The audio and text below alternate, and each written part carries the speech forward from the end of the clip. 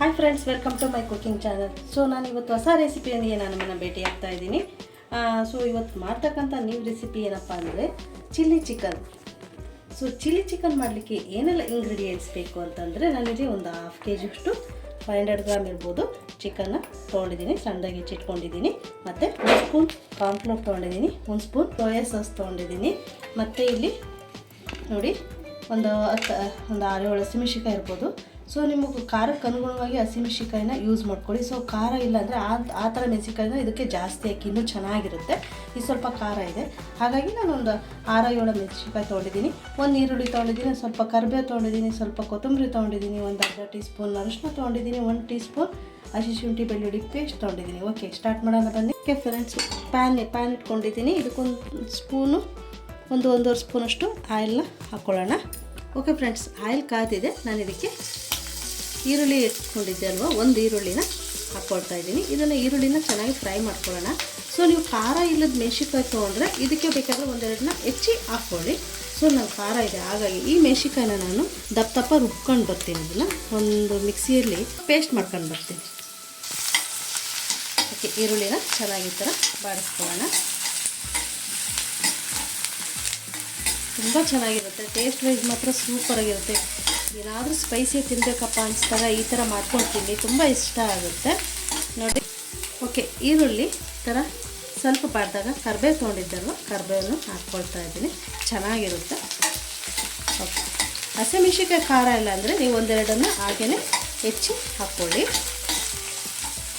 ಇದಕ್ಕೂ ಸ್ವಲ್ಪ ದಪ್ಪ ಬರ್ತವೆ ಮೆಣಸಿನ್ಕಾಯಿ, ಅವು ಖಾರ ಇರಲ್ಲ, ಬೇಕಾದ್ರೆ ನೀವು ಜಾಸ್ತಿ ಯೂಸ್ ಮಾಡ್ಬೋದು. ಓಕೆ, ಇದು ಫ್ರೈ ಆಗಲಿ. ಓಕೆ, ಈ ಥರ ಮೆಣಸಿಕಾಯಿನ ಸ್ವಲ್ಪ ಈ ಥರ ರುಬ್ಕೊಂಬಂದು ಸಾಕು. ಸ್ವಲ್ಪ ಖಾರ ಇದೆ ಮೆಣಸಿಕಾಯಿ, ಹಾಗಾಗಿ ನಾನು ಸ್ವಲ್ಪ ರುಬ್ಕೊಂಡಿದ್ದೀನಿ. ಸೊ ನೀವು ಖಾರ ಇಲ್ಲದ ಮೆಣಸಿಕಾಯಿ ತೊಗೊಂಡ್ರೆ ಸ್ವಲ್ಪ ಜಾಸ್ತಿನೇ ಆ್ಯಡ್ ಮಾಡ್ಕೊಳ್ಳಿ. ಬೇಕಾದರೆ ನೀವು ಇದಕ್ಕೆ ಕ್ಯಾಪ್ಸಿಕಮ್ನ ಆ್ಯಡ್ ಮಾಡ್ಕೊಳ್ಳಿ. ಒಂದು 1/2 ಕ್ಯಾಪ್ಸಿಕಮ್ ಹಾಕ್ಕೊಂಡ್ರೆ ಇನ್ನೂ ಟೇಸ್ಟ್ ವೈಸ್ ಸೂಪರಾಗಿರುತ್ತೆ. ಓಕೆ, ಇದನ್ನು ಈ ಥರ ಫ್ರೈ ಮಾಡೋಣ. ಇದಕ್ಕೆ ಈಗ ನಾನು ಶುಂಠಿ ಬೆಳ್ಳುಳ್ಳಿ ಪೇಸ್ಟು ಮತ್ತು ಅರಿಶಿನ ತೊಗೊಂಡಿದ್ದೆ ಅಲ್ವಾ, ಸೊ ಅದನ್ನು ಹಾಕ್ಕೊಳ್ತಾ ಇದ್ದೀನಿ. ಕೊತ್ತಂಬರಿನ ಎಂಡಿಂಗಲ್ಲಿ ಆ್ಯಡ್ ಮಾಡೋಣ. ಓಕೆ, ಈ ಥರ ಚೆನ್ನಾಗಿ ಫ್ರೈ ಮಾಡಿ.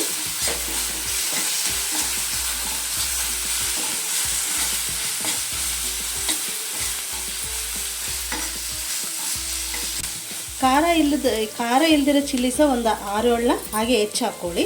1-7 ರುಬ್ಕೊಳ್ಳಿ. ಇದು ತುಂಬ ಖಾರ ಇದೆ, ನಾನು ಹಾಗಾಗಿ ಬರೀ ರುಬ್ಲಿಕ್ಕೆ ಮಾತ್ರ ಹಾಕಿದ್ದೀನಿ. ಸೊ ಇದೊಂದು ನೆನಪಿಟ್ಕೊಳ್ಳಿ. ಓಕೆ, ಈಗ ನಾನು ಚಿಕನ್ ಪೀಸಸ್ನ ಆ್ಯಡ್ ಮಾಡ್ತಾ ಇದ್ದೀನಿ.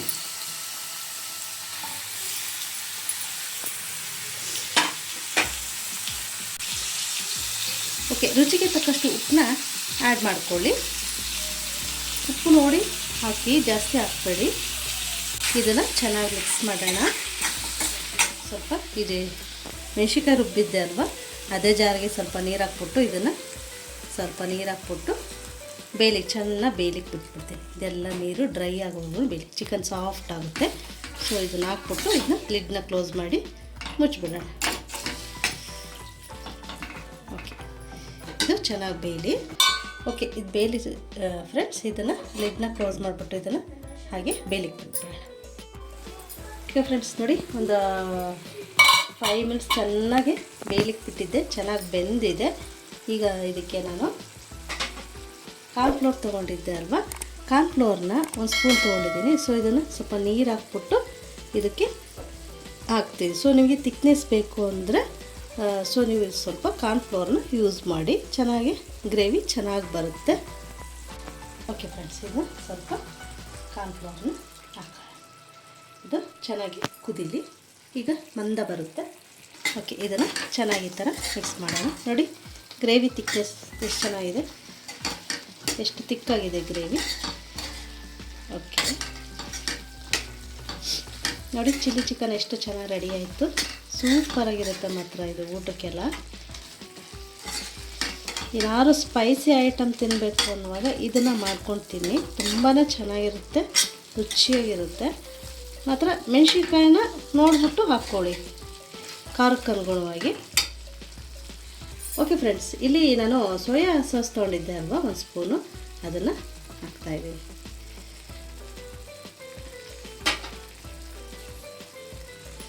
ಸ್ವಲ್ಪ ಕೊತ್ತಂಬರಿ ಕೂಡ ಹಾಕ್ಕೊಳ್ತಾ ಇದ್ದೀನಿ.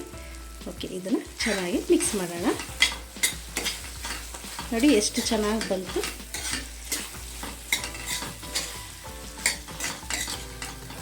ಚೆನ್ನಾಗಿದೆ.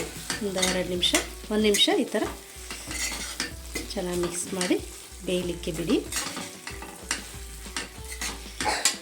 ನೋಡಿ, ಚಿಲ್ಲಿ ಚಿಕನ್ ರೆಡಿ ಆಯಿತು.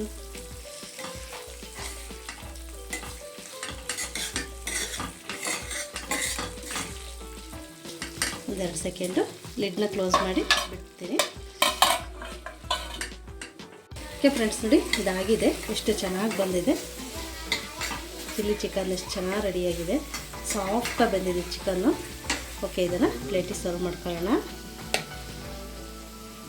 ಬಿಸಿ ಬಿಸಿಯಾದ ಚಿಲ್ಲಿ ಚಿಕನ್ ರೆಡಿ ಆಯಿತು.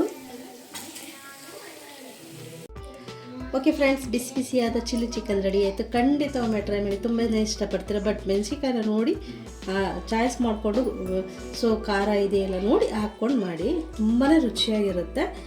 ಓಕೆ ಫ್ರೆಂಡ್ಸ್, ಯಾರೆಲ್ಲ ಇದು ಟ್ರೈ ಮಾಡಿರ್ತಾರೆ ಪ್ಲೀಸ್ ಕಾಮೆಂಟ್ ಮಾಡಿ, ಮತ್ತು ಹೇಗೆ ಬಂತು ಅಂತ ನನಗೆ ಹೇಳಿ.